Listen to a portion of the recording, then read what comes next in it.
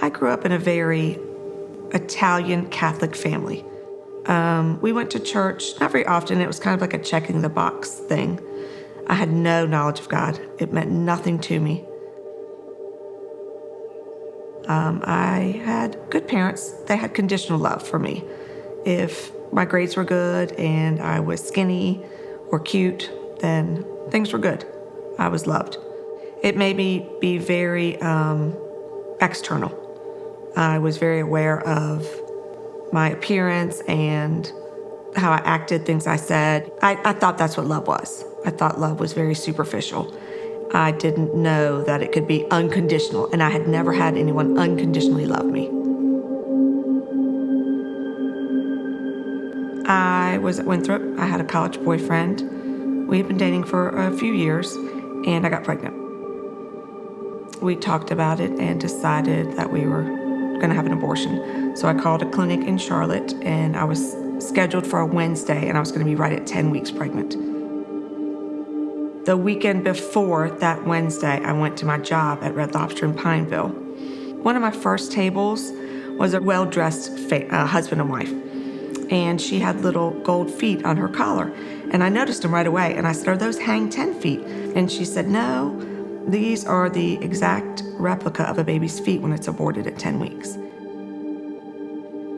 And I just plopped down on the arm of one of their chairs, and I said, "I'm 10 weeks pregnant and I'm having an abortion Wednesday."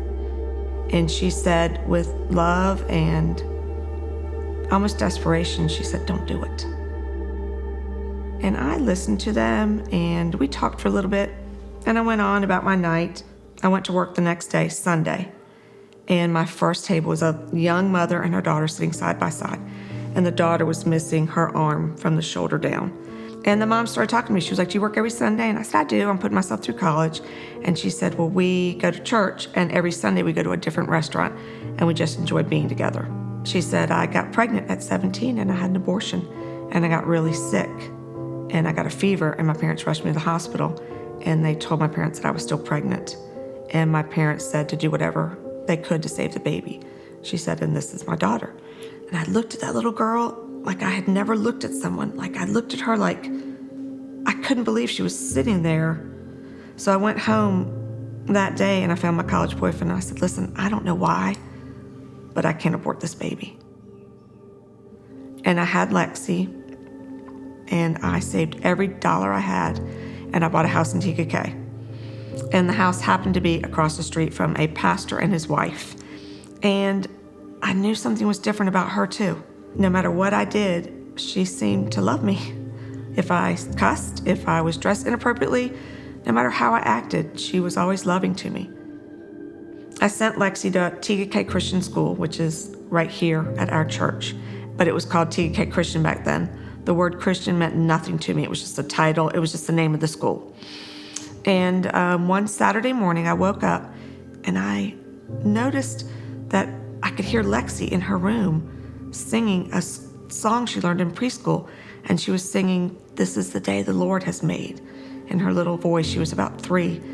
And I looked at those trees blowing in the wind and I thought, what is she singing about? Like, was there a God that made this?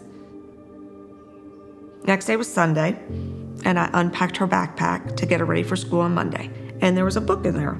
And I took it out, and it was a hardback book, and it was an apple tree, and it had all these little people on the front. And I opened it up, and it said, "Lexi, you told me you don't have a Bible at home. I hope your mom reads this to you. Love, Miss Ward," her preschool teacher. So I took her to bed that night, and I read her Genesis and Exodus. And I went straight back to my living room couch, sat down, read the whole thing, and knew it was true. I knew for a fact it was true. Brought her to school Monday, came home, parked my car, walked straight to my pastor's wife's house, who was now my very good friend. And I knocked on her door, and she opened her door just a little bit, and she looked at me, and I was starting to cry. And I said, "What do you know that I don't know?" And she very calmly just said, "Come on in, and I'll tell you." And she just laid it out simply for me. I knew all the things I had done, and I remember telling her, "Noelle, I don't deserve this." And she was like, "I don't either. Nobody does." And I was like, "No, I really don't deserve this." And I accepted Jesus that day. And I had a complete transformation. And I now look back and see how God used so many people that were obedient to the Holy Spirit that it changed my life, Lexi's life, my parents' life, my children's life. God put me in the exact right spot with the right people. I mean, he knew exactly what I needed, and he knows exactly what the next person needs. I mean, it's taken me a long time to accept how much he loves us and how important we are to him and how he wants such an intimate relationship with us, that he knows everything about us and unconditionally loves us regardless of anything. And I am a prime example of that.